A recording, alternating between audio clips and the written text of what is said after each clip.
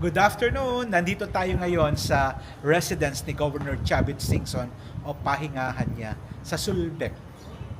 Ito yung sa Santorini ng Ilocos Sur. Kaya makikita ninyo na parang grease combination of blue and white. Kaya salamat po, Kapitan Tante, sa pag-arrange na ako ay makapasok dahil hindi basta-basta makakapasok. Libo tayo!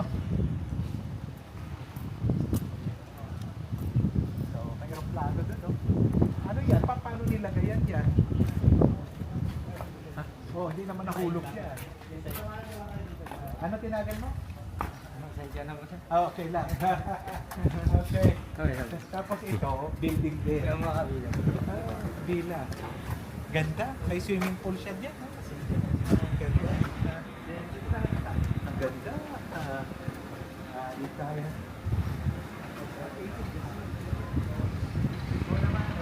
Tapos ang ganda, oh. Tingnan mo, may parang dun sa Bella Roca din na Marinduque, may ganda. Buhay na buhay yung so, okay. Ganda. Okay na muna. Oh. Yung viewing deck, puntahan natin. Parang barko siya, no? Nakikita mo, nasa sea tayo, nasa dagat. At dito yung pinakaunahan. Ito yung famous rock na nakikita natin doon sa labas at sabi daw na si Fernando Poya. Layo ka ng konti.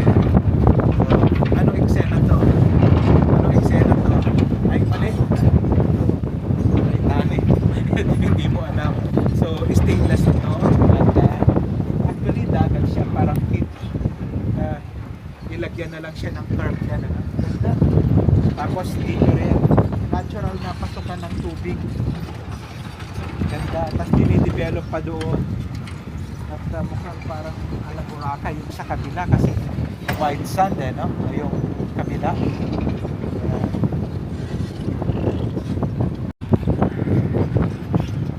So, nakikita nyo yung bato na yun. Yun yung pinag-shootingan ni Fernando po sa isa sa mga Panday movies niya. Ang ganda rin ng white sand, ano? Tapos yung dagat talaga, makikita mo pumapasok yung tubig.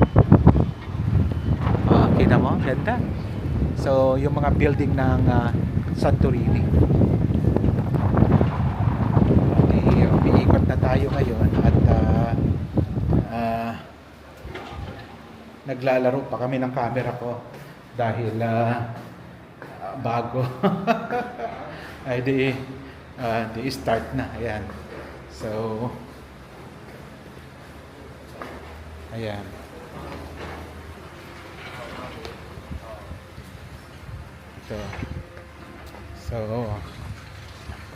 Ito naman si JR. Ito si Bong. Talagang foreigner si Mar at saka si Daryl. May ilang palapag ito. Ayan. Dapat may picture na rin tayo dito eh. Nasaan ang camera nyo? Kunan nyo ako. Ayan. Kunan nyo ng picture. Kaganda. May mga puno din dito. Tapos ito na yung malaking bahay, no? Ayan. Tapos mga damo-damo. Mukhang may simbahan din doon, ano? Ang ganda naman ng parang pinto na ito. So, ganda. So, yun.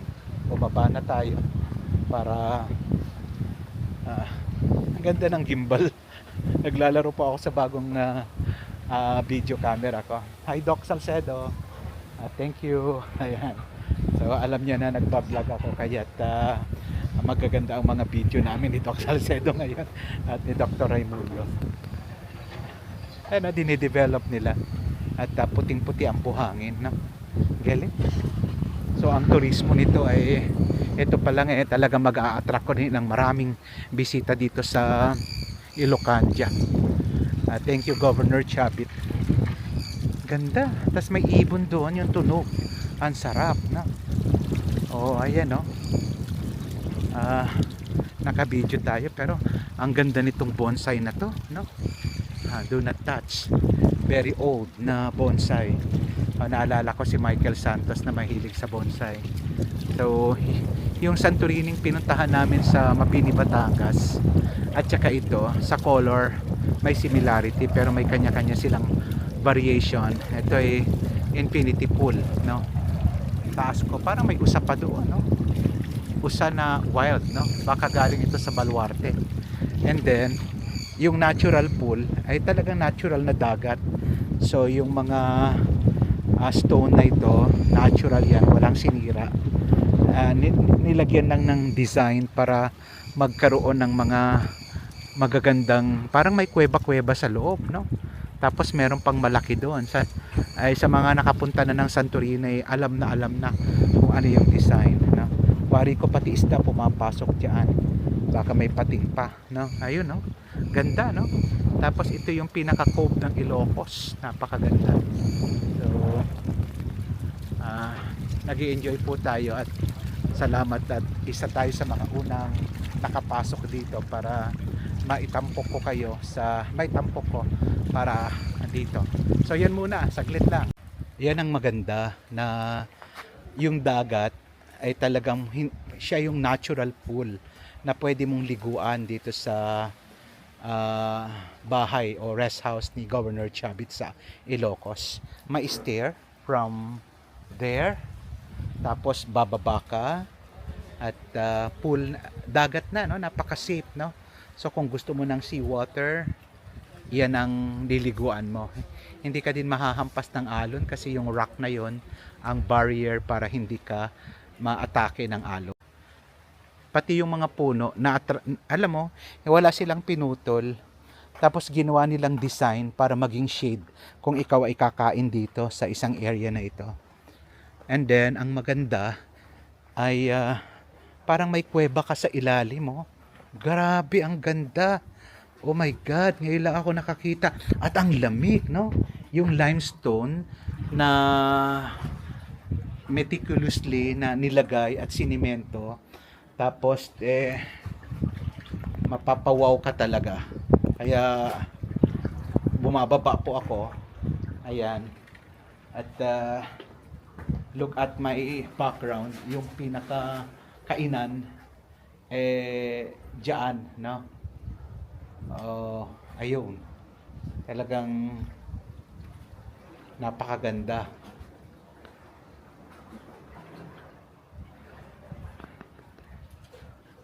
So tuloy-tuloy tayo. Para ka nasa ilalim. Nasa ilalim ka. Oh my God. One after, nasusurprise ako.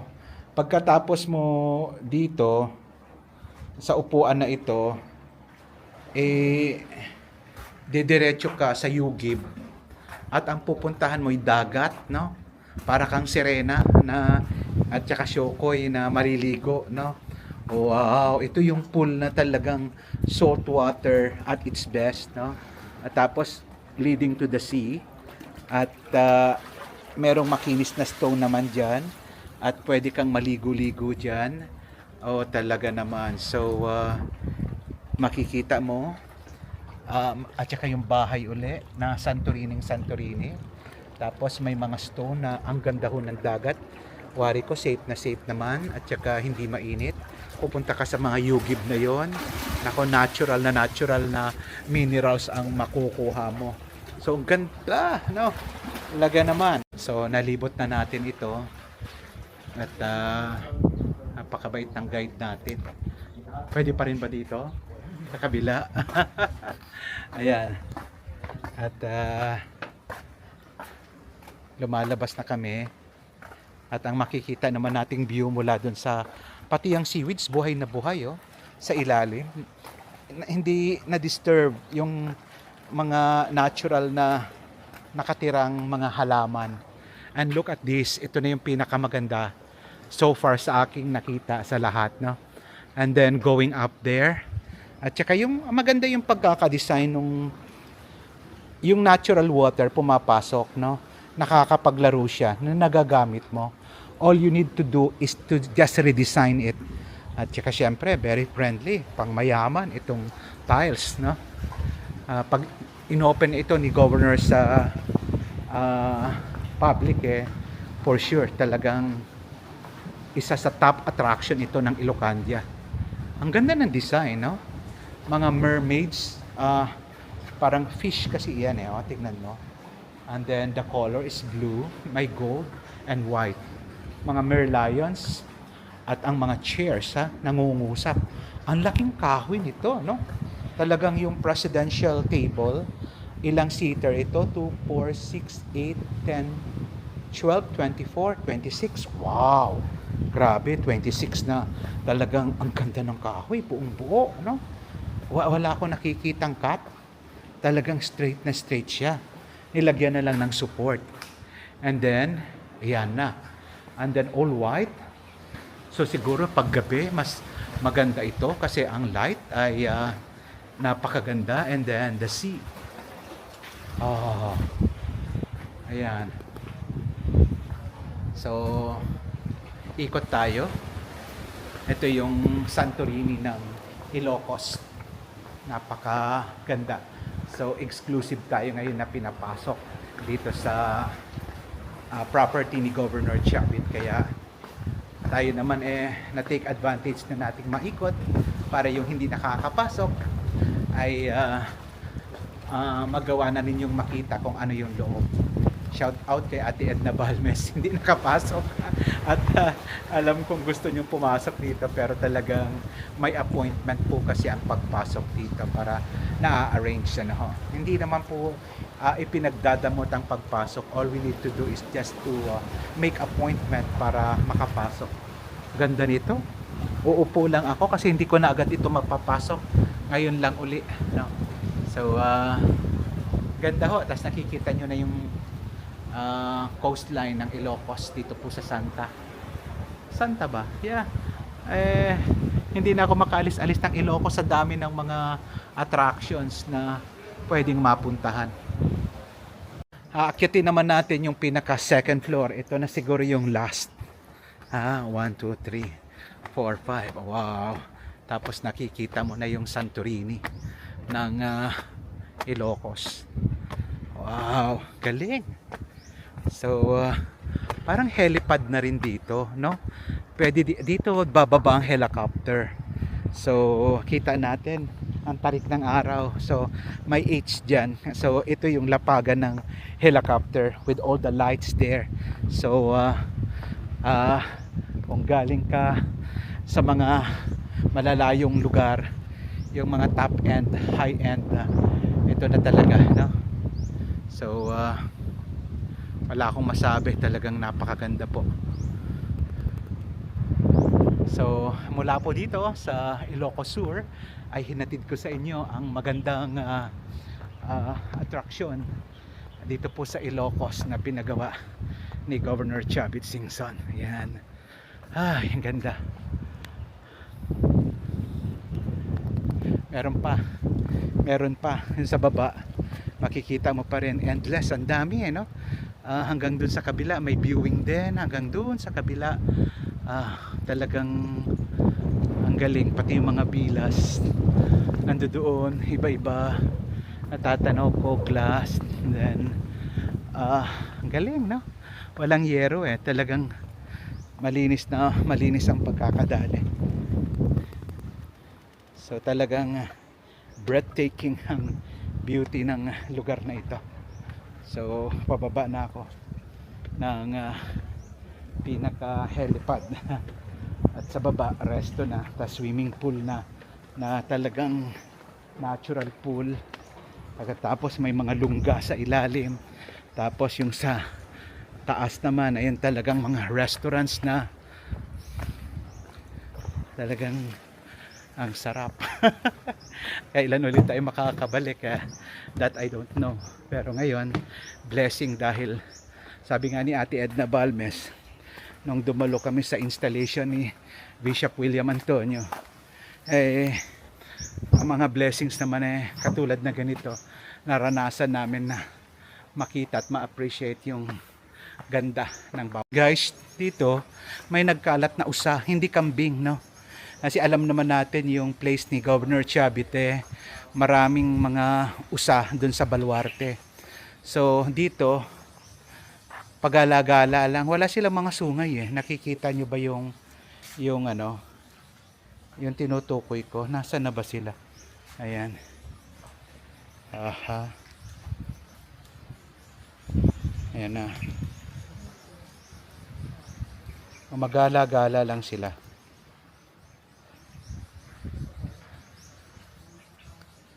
So, ayan na. Yung usa. Laki niya, no? Naninipa din kaya yan. Hindi naman sila natitreten, no? Hindi naman sila nabubulabog. Pero ito, meron siyang sungay. Ayan. Hi. Hi, reindeer. How are you? What's your name? Pwede bang mahawakan ng sungay mo? Hindi. Parang alam mo ang camera, no? Photogenic ka. Oh. Ayan. Yan siya. Ang cute mo naman. Ang ganda ng horn ng sungay niya, no? Ang laki niya, no? Masakit din kaya ang ano, nahawakan ba? Ha? Nahawakan ko. Ang sarap na mahawakan ng ang sungay mo. Huwag kang manunungay ha. Ayan. Ang ganda. Ito bang sasakyan ni Santa Claus? Patingin nga. Patingin nga. Wala ka bang ngipin? Baka mangagat ka. Pasensya na. Hindi kita masyadong kilala eh. Basta ganyan na lang tayo. Hi. Wala tayong damo eh. So, may alaga dito. Meron pang isa, dalawa, tatlo. So, may attraction. Hello. Ito naman yung may anak na usa na deer. Meron silang pagkain dyan. Talagang spoiled sila sa pagkain. And then, meron siyang maliit. Yung iba naman, nasa galaan yung mga kamag-anak niya. So, yun ang attraction. Pati sila, nakalagay sa magandang resort. Ayan. So, ito si Bong. Ayan. Tapos, meron pa uling bila. At bawat bila ay merong pool. Ayan o. Kita mo? May pool siya dito. Ayan. Ganda ang pool. Thank you, Kapitan Nante Ayan, Tante.